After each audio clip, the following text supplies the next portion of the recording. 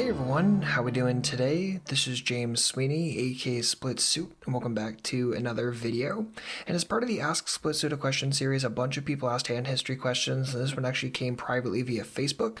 And Roemer says, "Hi James, I would like to thank you for the great work you're doing. Love your videos. Although I'm not yet succeeding often enough to apply the knowledge at the right times, your vids are very insightful at exactly the right level for me.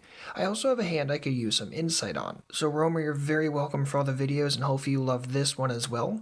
This hand is from a $1.50 tournament on PKR. Here decides to raise, of course, gets called, gets another call, and another call, and goes 5-way to it. Goes here, flops the nuts, which always makes life really easy. Check, check. Here decides to bet for 900. So I love the fact that Hero's betting here, of course. My only gripe would be that I'd like to see this be a little bit larger, probably in the half pot range, like 1250, 1300, something like that. I think that players in a tournament, especially early on, it's only a $1.50 tournament, so I'm not expecting like the toughest competition in the world. I think that they're going to draw incorrectly. They're going to call here with pairs more liberally, and I think this is a prime opportunity to get some money going in, both from people with pairs, people with draws, people that just overvalue things, and I think they're going to do so a pinch more inelastically, at least up to a point, and I think that the difference between them calling 900 and 1300 is very slight. I think they're going to continue both numbers very, very similarly, so I'd really like to see the larger number here, totally for value, of course. So we end up getting a call, and another call, only go 4-way to the turn, which is a 10, check, check. Here decides to bet for 1,000. So in this situation, same as the flop, I'm happy that we're betting. I definitely want to make sure the money's going in. I have no real reason to think that other people are going to bet for me, especially when I have the ace and the king in my hands, so it's not like anyone can have like that strong of a flush. Yes, I don't have the pure nuts, jack 9 of clubs and 6-9 of clubs now beat me, but whatever. If they have that, good for them, just is what it is, suck it up to be a cooler. So in this situation, again, I like the fact that we're betting. My only gripe here, again, is going to be with the size. I think in this situation, we're giving too good of a price here. We're giving 7-1 on a call with some implied odds, and I just think this isn't a situation where we need to bet so small. Now, obviously, if we bet 1,000, we're giving about 7-1. If we bet something like 2,000, we're still giving a good price, but I still think, one, they're going to continue on the turn at roughly the same frequency, and I think I can generate a lot more value that way too. Plus, it also sticks them into maybe feeling a bit more committed to a river bet, whereas if, say, MP2 decides to just call here and I decide to jam the river, he may not feel as comfortable calling at that point because he didn't invest as much on the earlier streets. Again, the flop and the turn, I think the sizing is going to be the major issue here.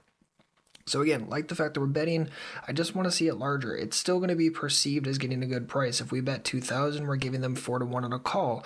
A lot of players will get very excited about calling 4-1, even with a dominated flush like the naked queen of clubs, maybe 2 pair. I don't think there are going to be too many sets here, just because I assume that it probably would have gotten raised on the flop, but whatever is what it is. This limit, we can't be too surprised about things. End up getting called by MP2, and called by the small blind, and called by the big blind as well. So very, very obviously micro tournament dynamic. Check, check. Here decides to rip it. And again, like the fact that we're ripping it here, I think that if we had bet larger on the flop and turn, we probably still would have gotten very similar continuance from these guys. It just would have given them an even better price to call us on the river, which obviously we're comfortable with when, majority of rivers are not going to pair the board. And again, even though the board did pair, I'm not super worried about it. Could they have a boat? Sure. Do I expect to see a ton of them? Not really, but whatever. Definitely still going to be shoving. They're still second best hands they can and will call. They're still getting a price, blah, blah, blah. So we end up getting looked up by MP2. Unfortunately, he ends up having the set that river the boat. Sucks to be us. We end up losing the pot. It is what it is. So the result is not the important thing here. What's really important is that we made good decisions leading up to the result. And again, I like the fact that we're betting. The action itself looked good, but the detail in the action for the size did not look as good. So again, flop and turn are going to be the major inflection points. Definitely need to be betting larger.